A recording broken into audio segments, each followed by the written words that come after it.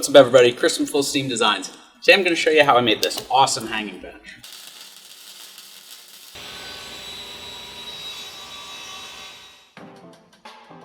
I'm using 1.5 inch square tube for this project. With a 1/4 inch wall thickness, it might be a little overkill, but it should last a lifetime. As you can see, this stuff is a little rough looking. I picked up about 10 sticks of it from a local scrapyard. Material prices have been a little crazy lately, and this is a great way to save a ton of money if you don't mind doing a little extra cleanup work. I'll show you how I do this in a minute. I'm using my 14-inch dry saw to make most of these cuts. I think this is one of the best tools you can use when it comes to cutting metal like this. It cuts super fast and leaves a nice clean edge. The chips it leaves behind are no joke though, so watch where you're kneeling if you're working on the floor like I am. The cut list for this project is listed here. I'll go back and cut a couple angles on some of these pieces, but I'll do all that after everything is cut square. I adjusted the angle of my saw to 10 degrees. I like to make all of the angle cuts at the same time so I'm not constantly adjusting it. One side of the 20-inch armrest and the 20.5-inch back piece will get cut to a 10-degree angle. I adjusted the saw one final time to 45 degrees and cut the other end of the armrest. This is just for aesthetics. Tapers are cool.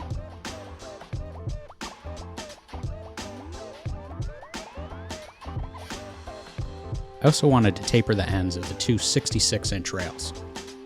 Again, I just think this adds a nice bit of style, but it also makes accessing the nuts for the eye bolts I'm going to install later a little easier. This taper would have been a little hard to cut on my dry saw. There's a lot of ways you can do it, but I chose to use a portable bandsaw. I just laid out a couple lines, 3 inches from the end of the pipe and 1 inch up the thickness. These weren't the nicest cuts, but they cleaned up fine with the help from a grinder.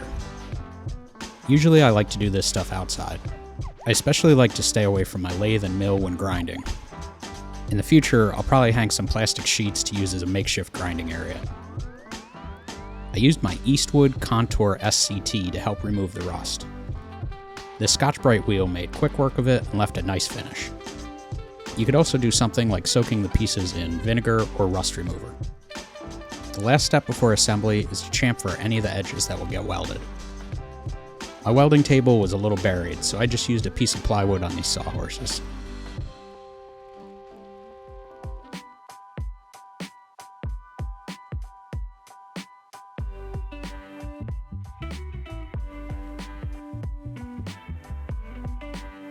I'm using Dual Shield for this.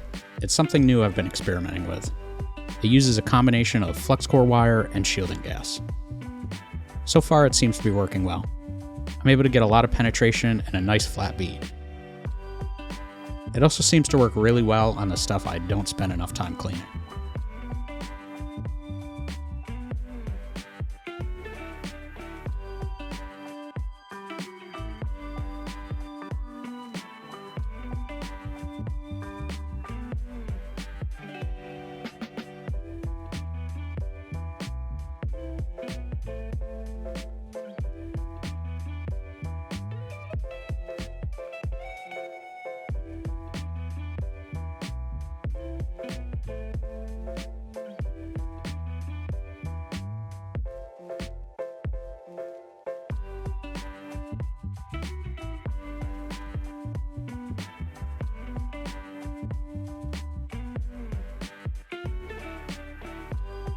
I welded this in 2 assemblies.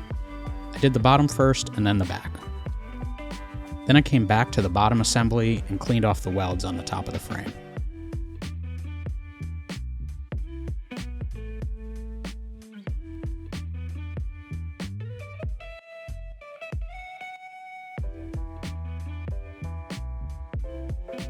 You could use jigs and clamps to help hold the back in place, but I just eyeballed it and tacked it.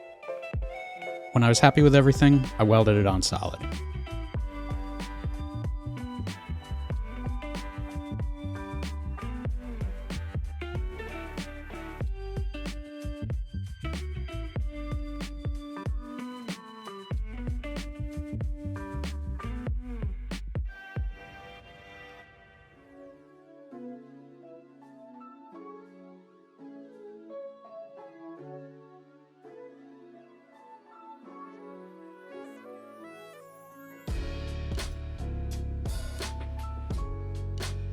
To help set the armrests in place, I made this simple wooden jig that clamps to the bottom rail.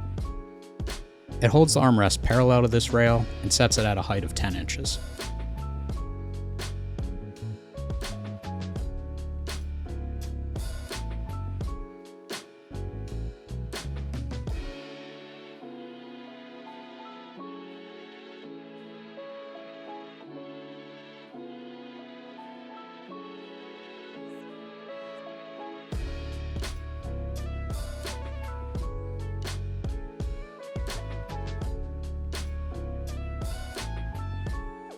I cleaned up some of the welds that would be visible. It's not that they look bad, but I just like the look of a smoothed over weld joint. The final step before painting was to drill some holes for the eye bolts. I opted to go with the nicer ones with a shoulder under the ring.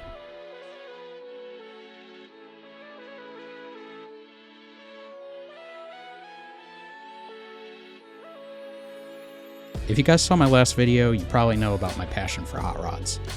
The car in the trailer is another soon-to-be passion project of mine. If you know what it is, leave a comment. Bonus points if you can guess the year. For a finish, I went with VHT chassis and roll bar paint in gloss black. I got it from one of my local auto parts stores. It's a nice durable finish that's easy to touch up if I ever need to. I applied 3 coats.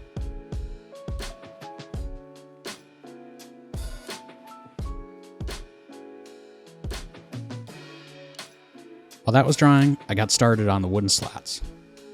I chose to use sapele for this. It looks great and is perfect for outdoor furniture. My planer blades are long overdue to be changed. I actually bought a spiral head for it about a year ago, but haven't gotten around to installing it. After making what felt like 100 passes through the planer just to remove about an 1/8 inch of material, I cut the boards to length and then started ripping them into 2-inch strips.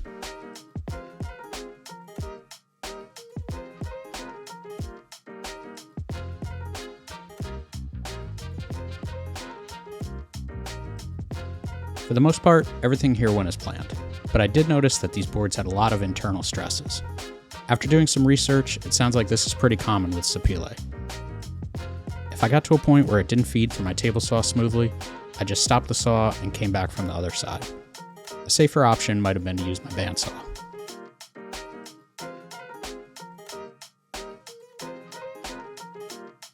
I used an 1/8 inch roundover bit to soften the edges.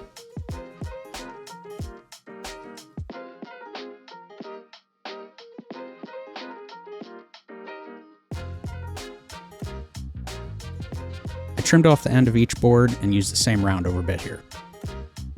Originally I was going to chamfer the top edges, but I think this small roundover gave it a better look.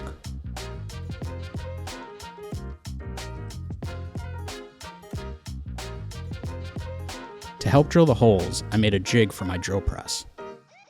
This sets the hole in the exact center of the board, 3/4 of an inch from the edge.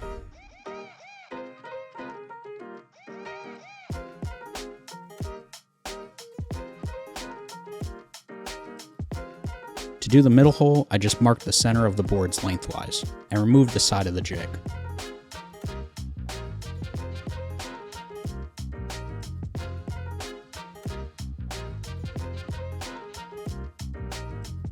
For the finish, I used Total Boat Gleam.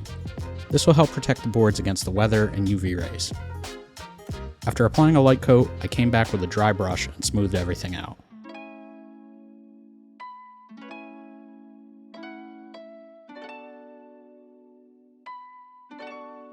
Next, I needed to get my old bench out of the way. This was here when we moved in. I had planned on replacing it, but other projects just kept getting in the way. I removed the thread-in eye bolts from the frame and replaced them with longer ones that use a nut. I'm not sure if this was necessary, but it made sense in my head. One thing I noticed was that it was super hard to find any hardware rated for overhead loads. When I did find it, it was either super expensive or was only rated for a couple £100. I chose to just buy the strongest, non-overhead rated stuff that I wanted to pay for. Just use your best judgment here.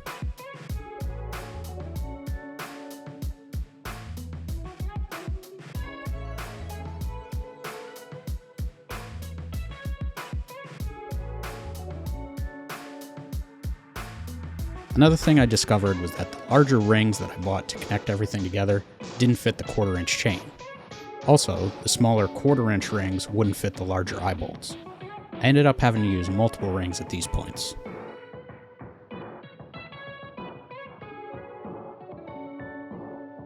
I would recommend leaving the chains a little long and trimming them after actually sitting on the bench. At first, I thought the back was a little too long, and I shortened it up a couple lengths. This ended up making the bench sit too flat, and I had to adjust it back.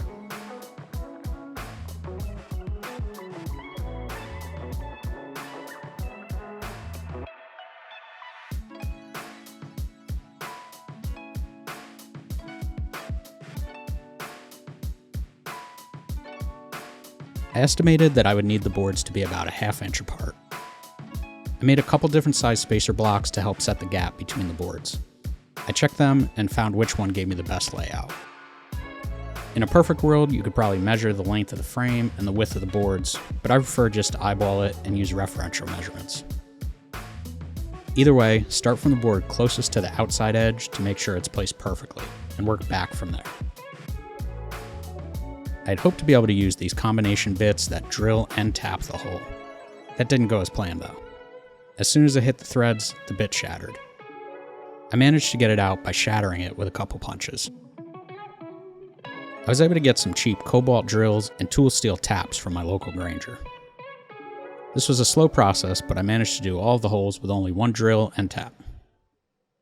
Cutting oil is key here. I made sure to use stainless screws so they won't rust.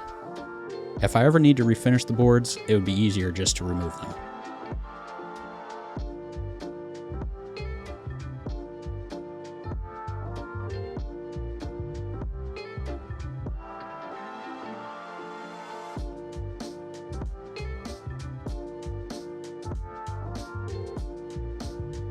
This isn't the hardest project I've done, but it certainly feels like the most rewarding one. Thank you all so much for following along with this project. I'd really appreciate it if you left a comment with what you think of it. It also really helps me out if you like this video and share it with your friends. Oh, and please hit that subscribe button so you can stay up to date with my other projects if you haven't already done so. Until next time, I'll see everyone over on one of these other videos.